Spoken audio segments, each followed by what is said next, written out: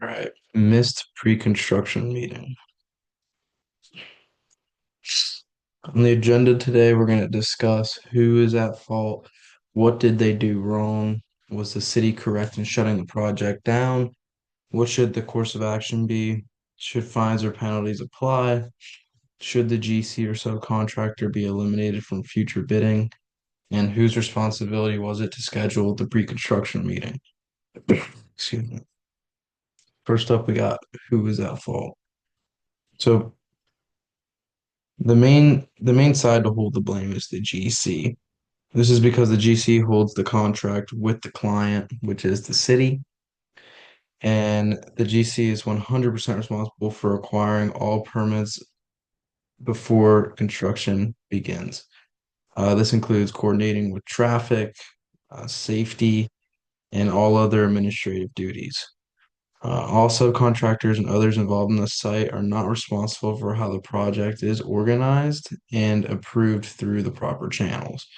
The subcontractor has the right to assume everything was approved and ready for work to get done if the GC requests them to be there. Okay. What did they do wrong? What went wrong was the GC failed to have a required pre-construction meeting before starting the work in the public area. This meeting is very important because it discusses the plan and the execution of things like traffic and detours, utility shutdowns, inspections, safety protocols, public notice, and emergency personnel routes. Neglecting this part of the project's life cycle is against permitting rules and most likely against the town and city codes. So definitely a big no-no in that department. Next we got, was the city correct in shutting the project down? I believe the city was correct and was in the right to shut down the project. I think not only was it the law and expectation for them to intervene, but the right thing to do considering the issue it was causing with traffic and public safety. However, what's done cannot be done, and that's what I think should have been recognized by the city. The main was already open and well exposed, and this should have led to a conversation between the GC and the city to work together to find a solution to get what needed to be done buttoned up, or at least temporarily.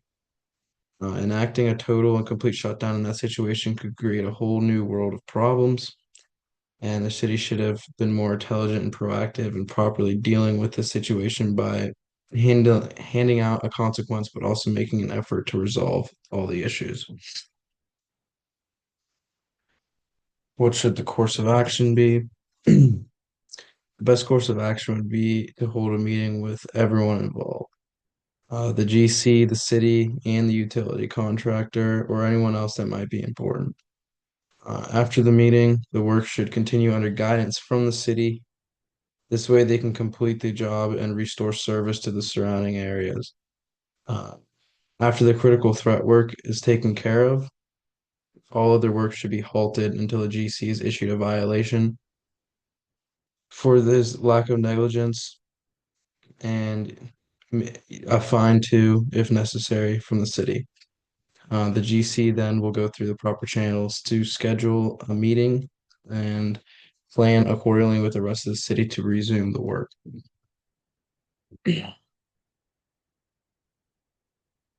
Should fines and penalties apply? Yes, fines or penalties should definitely apply due to the nature of the incident. Although I think it was a first time offense, or I think if it was a first time offense, the offense, the fines and penalties should be light and be more of a warning. If this is a pattern that's happened before, then I think there should definitely be more strict punishment, but it doesn't really specify. And regardless, it's an issue that does need fine penalties. Should the GC or contractor be eliminated from future bidding? I don't think that the GC or the subcontractor should be eliminated from future bidding. This is because, like I said earlier, if this is a first offense, there's no reason for what could have been a possible mistake to disqualify them. But then again, if it was a repeat offense and this keeps happening, then at some point, yeah, I think that would be appropriate. Rules and codes are in place for a reason. So it just depends on the discretion of the city and how many times this have happened. But for the information we were provided with at the moment now, I do not think that they should be eliminated from future bidding. Whose responsibility was it to schedule a pre-construction meeting? The GC was responsible for scheduling the pre-construction meeting. This is a mandatory step that has to be taken before breaking ground or starting the project. The GC should know or at least be aware that it's their responsibility to coordinate with the city to plan the project, to make everybody that needs to be aware, so they can proceed with the right approvals and be ready for inspections, traffic control, crowd control, and any other safety procedures that need to be taken, especially in a public area. Thank you for listening.